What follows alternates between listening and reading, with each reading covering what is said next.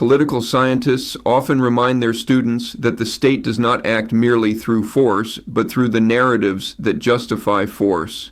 Max Weber famously argued that modern political authority rests on the legitimate monopoly of violence, but legitimacy is never self-evident. It must be affirmed, narrated, and defended. The state explains why it acted, why it had to act, and why its agents remain within the bounds of law and reason. When that justificatory narrative falters, legitimacy crises follow. The tragic shooting of Renee Nicole Good, a 37-year-old mother killed by an Immigration and Customs Enforcement ICE agent in Minneapolis, thrust this theoretical tension into the public sphere. Within hours, high-ranking officials, including senior figures within the Department of Homeland Security, DHS, and Secretary Kristi Noem, attributed the incident to domestic terrorism, alleging that Good attempted to weaponize her vehicle against law enforcement. Yet as footage circulated showing the blood-stained interior of her car, a deflated airbag smeared red beside children's stuffed animals, and as eyewitness accounts diverged from official claims, critics accused DHS and ICE of having fabricated or prematurely circulated a politicized narrative to justify a lethal act that remained under investigation. Whether those accusations ultimately prove accurate or not, the episode forces scholars of democratic institutions to interrogate several overlapping political dynamics: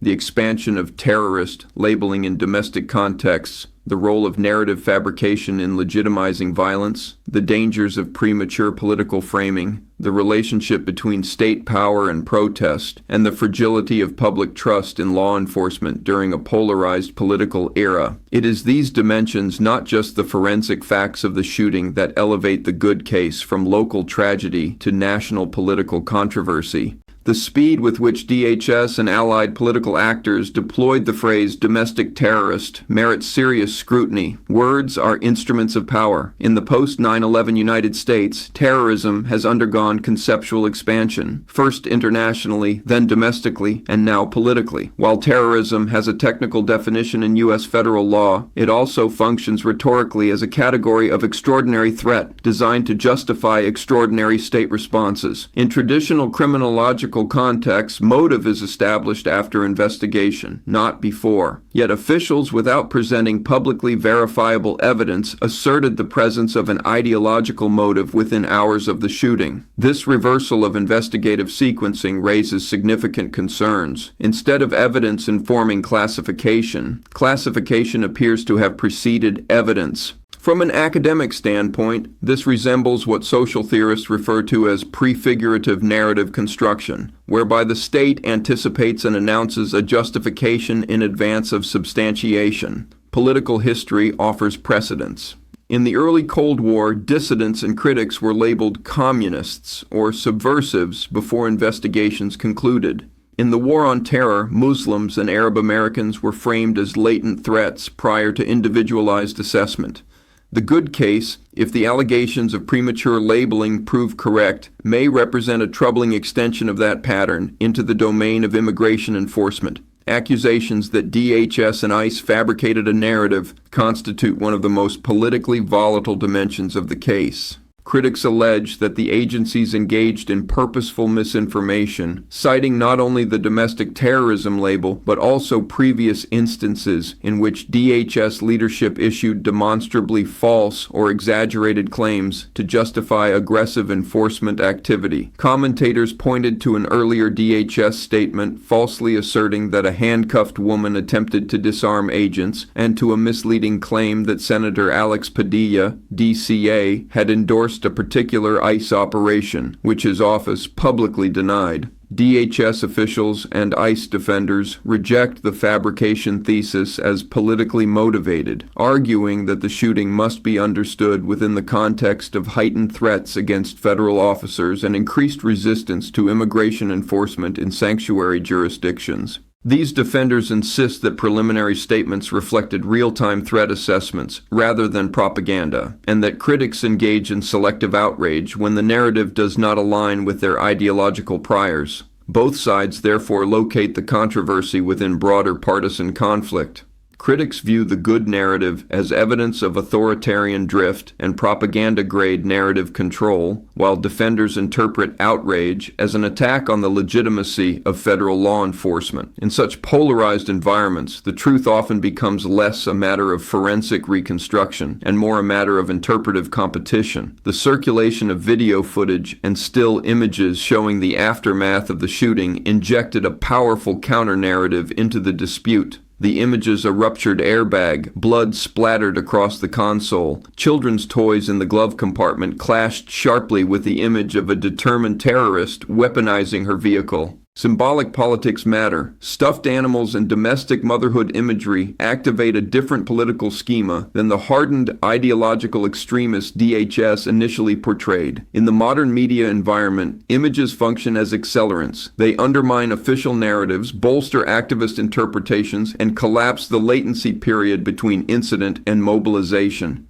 Protests erupted in Minneapolis within 48 hours, echoing earlier mobilizations against state violence in the Twin Cities, most notably after the killings of Jamar Clark, Philando Castile, and George Floyd. The good case resonated not because protesters possessed complete information, but because they perceived continuity in a pattern. State actors kill, state actors justify, state actors politicize. The involvement of Kristi Noem, a national political figure with presidential ambitions, complicates the narrative landscape. Noem amplified the terrorism framing before investigators had concluded basic forensic reviews. Scholars of political communication note that premature certainty is not merely irresponsible, it is strategic. By declaring motive early, political actors set the boundaries of acceptable interpretation, forcing critics to disprove a terrorism narrative rather than requiring officials to prove it. Such rhetorical inversions have profound democratic implications. Liberal democracies, unlike authoritarian regimes, are supposed to operate on the presumption that state violence requires justification, not that its victims bear the burden of disproving their villainy. Yet the preemptive terrorism label in the good case suggests that the burden is subtly shifting. Citizens killed by the state are increasingly guilty until proven innocent, while agents of the state enjoy presumptive justification until contradicted by overwhelming evidence. A political scientist cannot analyze this incident without grappling with the institutional transformations of DHS. Founded after 9/11 to coordinate counterterrorism, DHS has, over 2 decades, expanded into a hybrid structure encompassing immigration enforcement, cybersecurity, disaster response, infrastructure protection, and intelligence. ICE itself contains units whose mandate blurs distinctions between immigration control and counterterrorism operations, particularly within programs oriented toward transnational criminal organizations. The danger, as scholars of securitization argue, is that conceptual spillover converts ordinary law enforcement into counterterrorism, thus lowering the threshold for lethal force and increasing tolerance for collateral harm. If immigration enforcement becomes framed as counterterrorism, then every encounter becomes a potential battlefield scenario and every suspect a potential terrorist. In that discursive environment, the good case was almost preordained to become a terrorism case before the evidence could mature. Minneapolis is a potent site for conflicts over state violence. The memory of Floyd's murder still reverberates through civic institutions and public consciousness. The national uprising of summer 2020 reshaped policing debates, electoral coalitions, and public expectations about transparency. When ICE agents killed good, they did so not in a politically neutral terrain, but in a city where federal and municipal authority faced severe legitimacy deficits. Protesters demanded not only accountability for Good's death, but the withdrawal of ICE from Minneapolis. These demands reflect a broader movement to defederalize local law enforcement spaces, arguing that immigration enforcement constitutes an occupying force rather than a public safety institution. Whether or not one accepts this framing, its political significance cannot be dismissed. Liberal democracies depend on the consent of the governed, and when enforcement agencies are perceived as illegitimate occupiers, consent decays. The notion that DHS or ICE may have fabricated elements of the narrative even if future investigations prove otherwise illuminates a deeper epistemic crisis. Political communications researchers note that modern governance increasingly relies on strategic storytelling rather than traditional bureaucratic documentation. The risk, however, is that storytelling collapses into spin, and spin collapses into propaganda. The good case invites examination through frameworks of post-truth politics, where institutional credibility is no longer presumed, and where citizens adjudicate competing narratives in real time through digital platforms. In such environments, the state no longer possesses epistemic monopoly. It must compete with decentralized verification networks, activist journalism, and eyewitness testimony.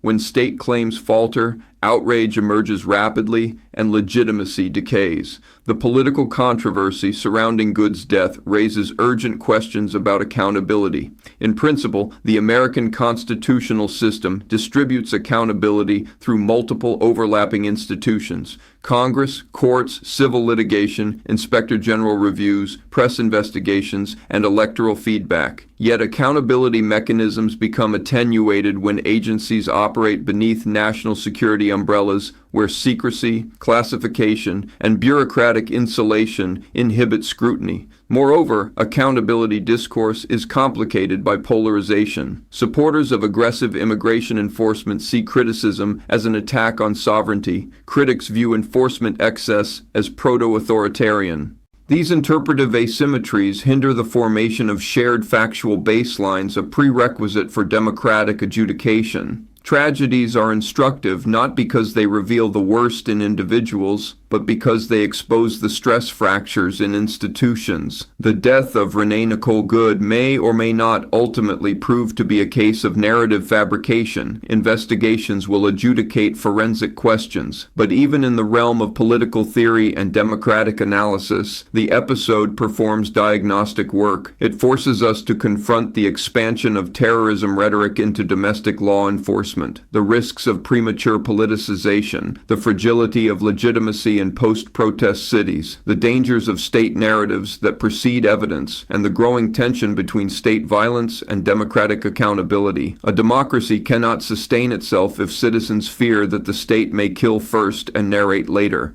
Nor can it sustain itself if the term terrorism becomes so elastic that it licenses any act of force the state wishes to justify. The Good case is a reminder, grim, contested, and unresolved, that democratic legitimacy is not merely a matter of voting and institutions, but of truth, restraint, narrative discipline, and respect for the dead before the state assigns them meaning.